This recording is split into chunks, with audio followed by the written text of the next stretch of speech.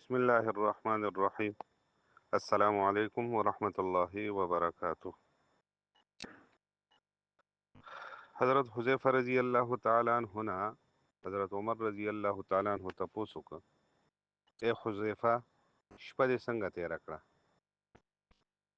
وی شپه مې په فتنې او فساد سره تېره کړه، خو دا مې خوښه ده. حذیفه نور ووایه،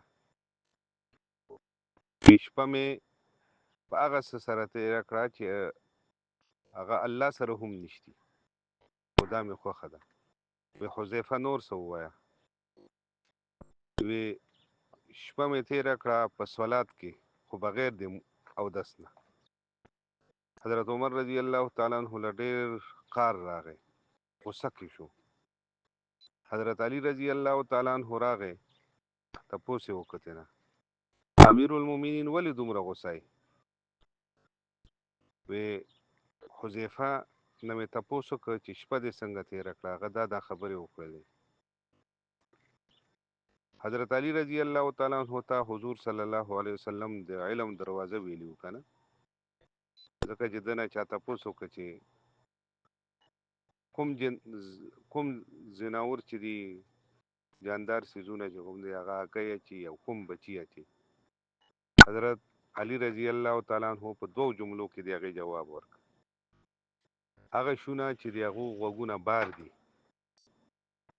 هغو بچي اچي، هغه شونه چې د هغو غوږونه دندې وي، یعنې جسم سره لګېدلي دندې پټ، دا هګۍ اچي.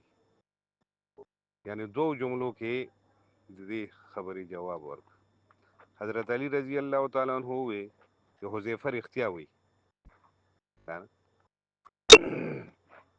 حذیفه شپه تېره کړله په هغه څه سره چې هغه الله سره نشتی، هغه اولاد دی او ښځه ده، د الله اولاد او ښځه نشتی.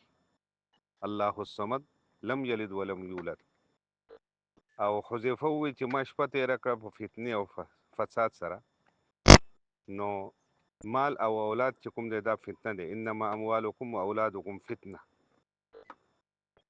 نو مال او اولاد چې کوم دی دا فتنه دی.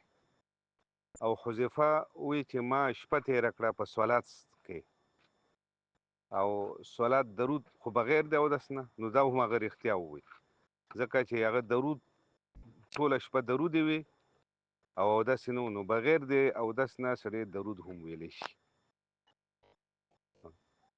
نو مال اولاد چې کوم دی دا فتنه ده، او د دې دا په فتنه کې سړی وانه چي که نه، دې فتنو نه خپل ځان بچ ساتل.